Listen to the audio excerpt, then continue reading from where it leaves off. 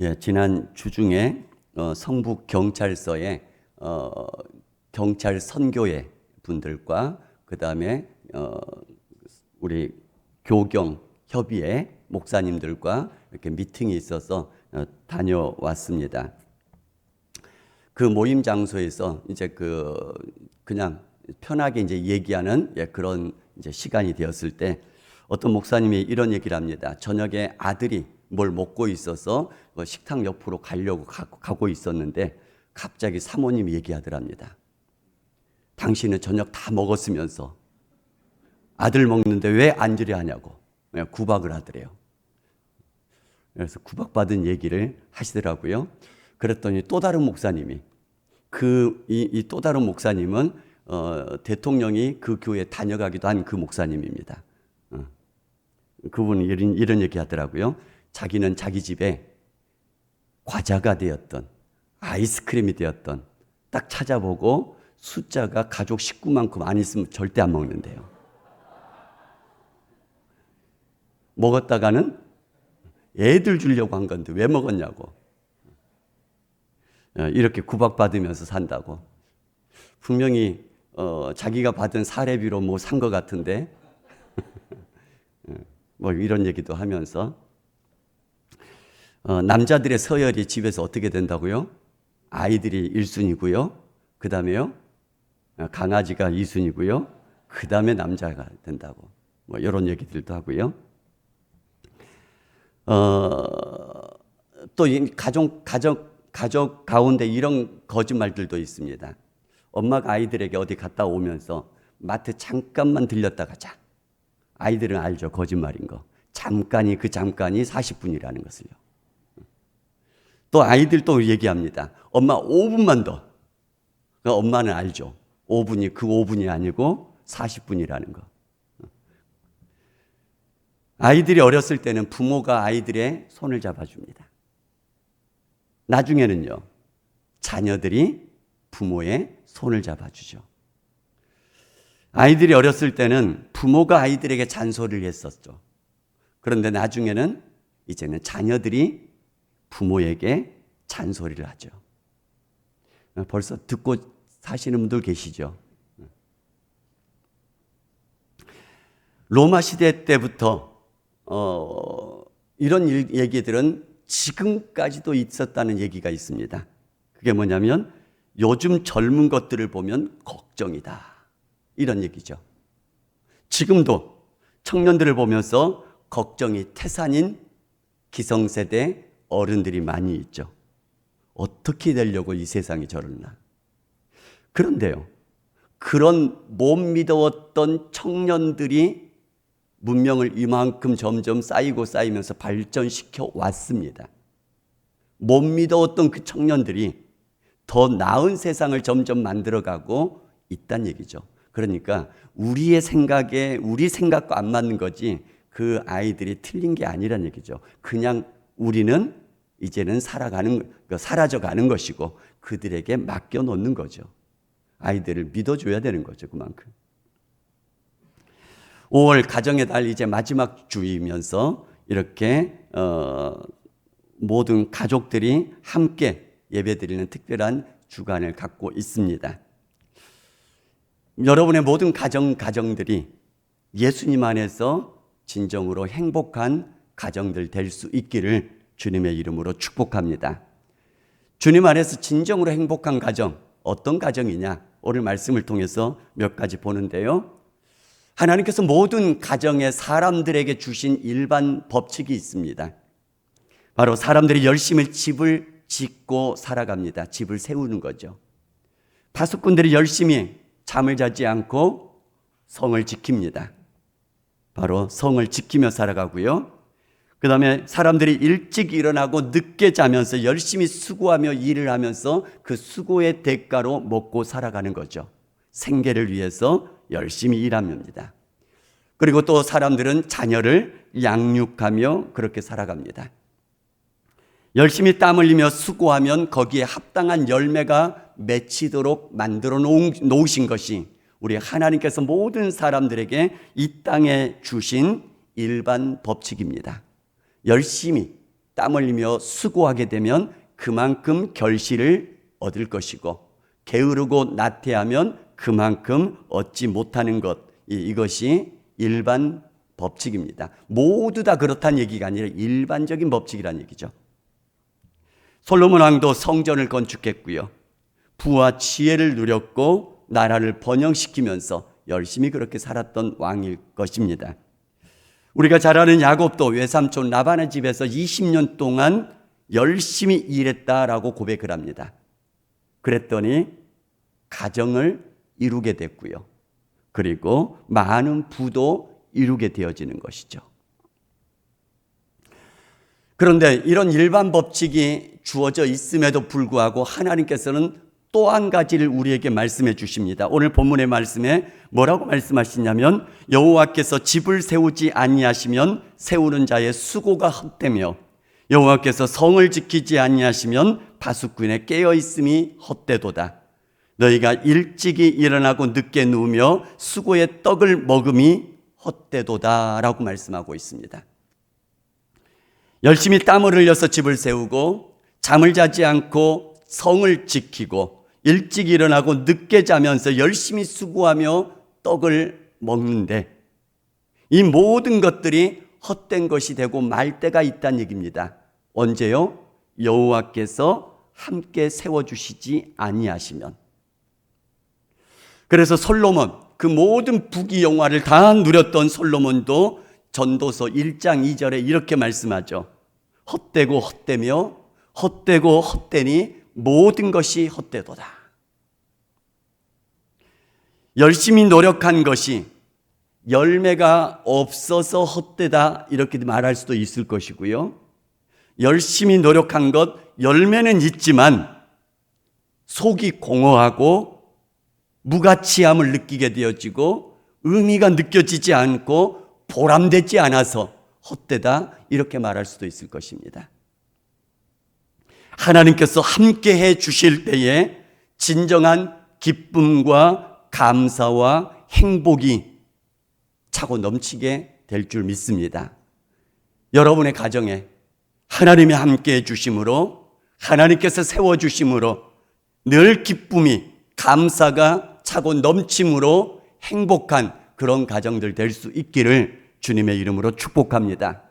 겉모양들이 많든 적든 그 안에서 감사가 넘치고 그 안에서 웃음이 넘치고 그 안에서 기쁨이 넘치며, 그러므로 인해서 소소하게 늘 행복하다 느끼면서 살아갈 수 있는 그런 여러분의 모든 가정들 다 될 수 있기를 주님의 이름으로 축복합니다. 하나님이 함께 해주시면요, 잠을 주신다 말씀하십니다. 그러므로 여호와께서 그의 사랑하시는 자에게는 잠을 주시는도다. 근데 여기에는 두 가지 의미가 있습니다. 두 가지로 해석이 됩니다. 첫 번째는 액면 그대로 해석하는 것이죠. 뭐냐면 하나님과 함께하는 사람, 그 사람에게 하나님께서 잠을 주신다. 잠이 오지 않을 때 괴로움 겪어보신 분들 아실 겁니다. 잠을 잘 잔다는 것 얼마나 큰 축복인지를 잠을 이뤄보지 못한 사람들은 느끼게 될 것입니다. 우리가 그런 말도 있잖아요. 건강을 잃어서 병원에서 치료 중에 수술받고 이럴 때에 우리는 뭘 더 실감하게 되어지죠? 건강이 얼마나 소중한 것인지 느끼게 되잖아요. 잠을 이루지 못하고 뜬 눈으로 밤을 지새워 본 사람들은 이 잠잔다라는 것이 얼마나 축복인 것인지를 알게 됩니다.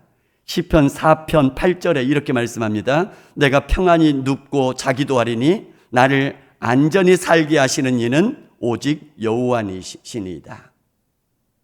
여러분 모두에게 하나님께서 이렇게 꿀잠을 주실 수 있기를 주님의 이름으로 축복합니다. 그런데 두 번째 해석도 가능합니다. 어떤 해석이냐면, 하나님이 사랑하는 자에게는 잠자는 동안에도 주신다, 이런 말씀입니다. 무슨 얘기냐면, 그 바로 위에 말씀이, 앞에 말씀이 뭐냐면은 이런 말씀을 하시죠. 열심히 땀 흘려서 집을 세우고 잠을 자지 않으면서 성을 지키고 또 일찍 일어나고 늦게 자면서 열심히 수고하며 떡을 먹는 사람들, 하나님이 함께 하시지 않으면 그것이 헛되도다 이렇게 말씀하잖아요. 그런데 이어서 보게 되어지면 잠을 자는 동안에도 하나님께서 함께 하시면 뭘 주신다고요? 하나님께서 그 모든 것들을 주신다. 이렇게 해석도 가능하게 되어집니다. 그래서 사람은 자고 있는데 하나님이 일해주고 계시고, 사람은 자고 있는데 하나님이 공급해주고 계시고, 사람은 자고 있는데 하나님이 보호해 주시는 은혜가 있게 될 것이다. 이렇게 말씀하시는 것입니다. 시편 121편 4절에 이스라엘을 지키시는 이는 졸지도 아니하시고 주무시지도 아니하시리로다 이렇게 말씀합니다. 낮에 열심히 일하고 밤에 잠을 자고 있는데 하나님께서는 그 하는 일들이 여전히 결실하도록 일해주고 계신다. 이런 축복의 말씀인 것입니다.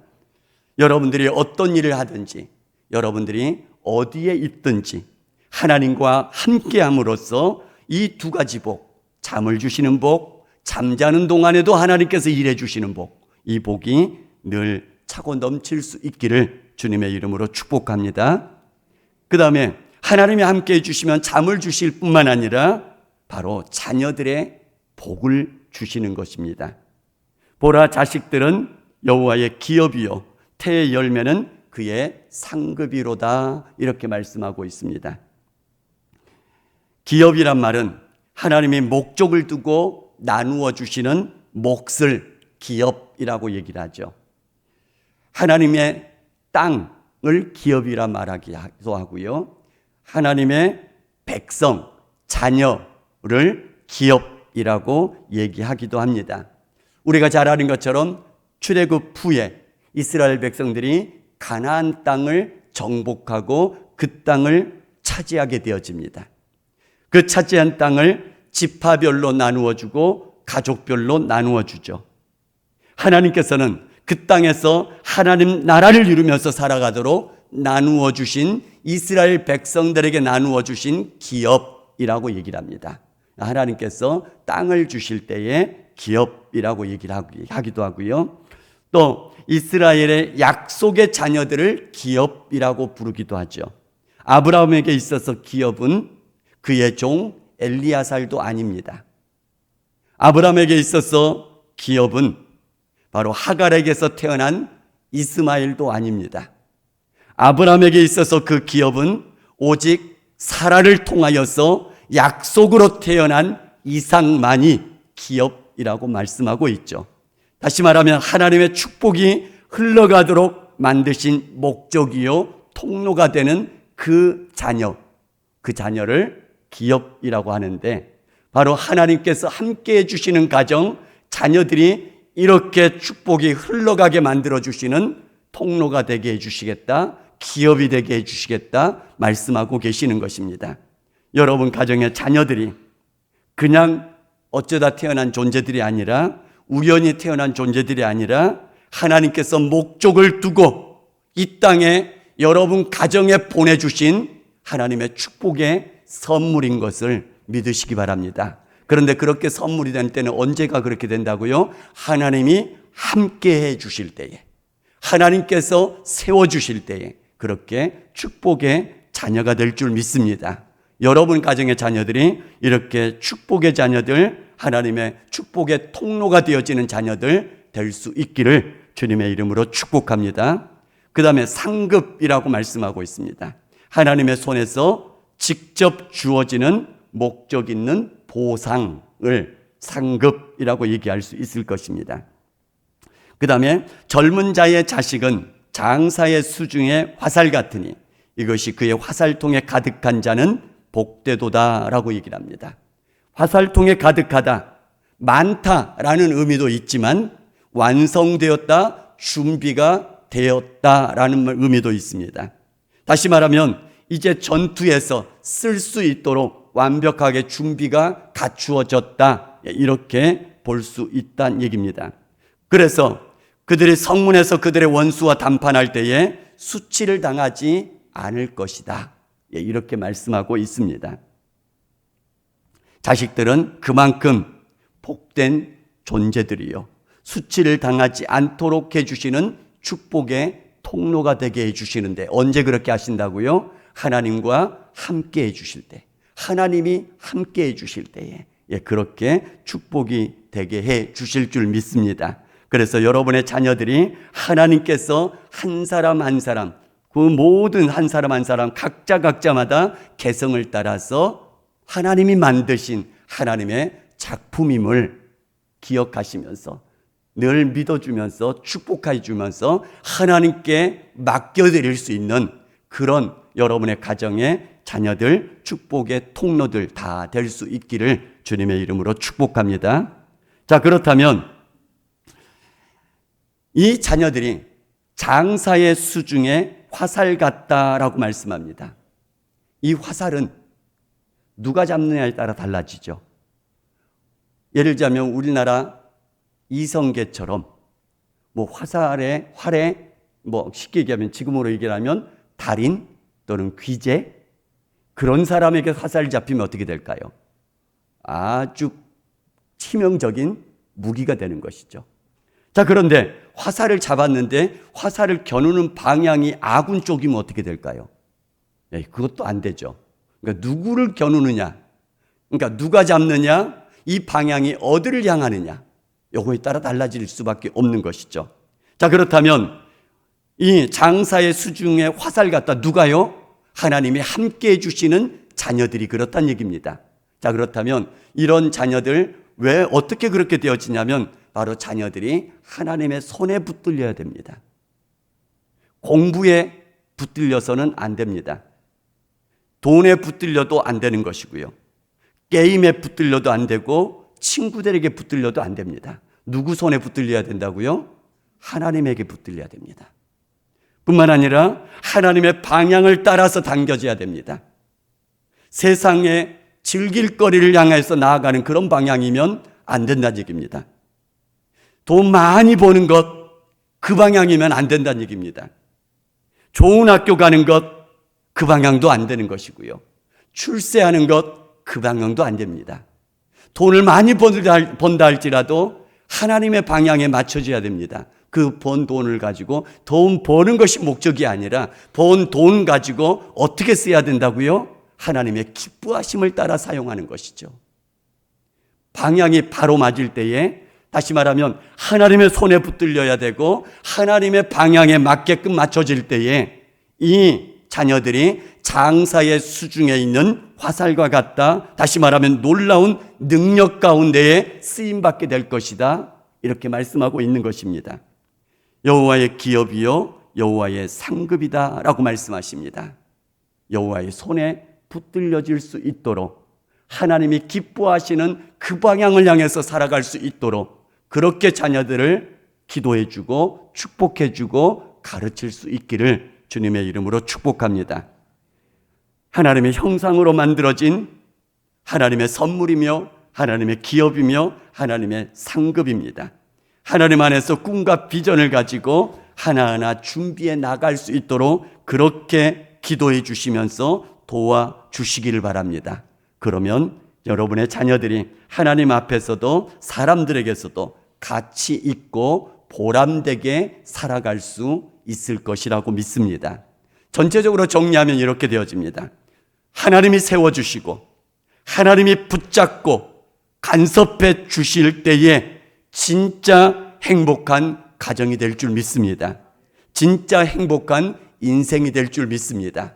우리 가정이, 우리의 인생의 여정길들이 하나님 의지하고 하나님 붙들고 하나님 중심으로 나아감으로 하나님께서 세워주시고 하나님께서 지켜주시고 하나님께서 열매 먹을 수 있도록 그렇게 축복해 주시는 은혜가 여러분 가정에 차고 넘칠 수 있기를 주님의 이름으로 축복합니다.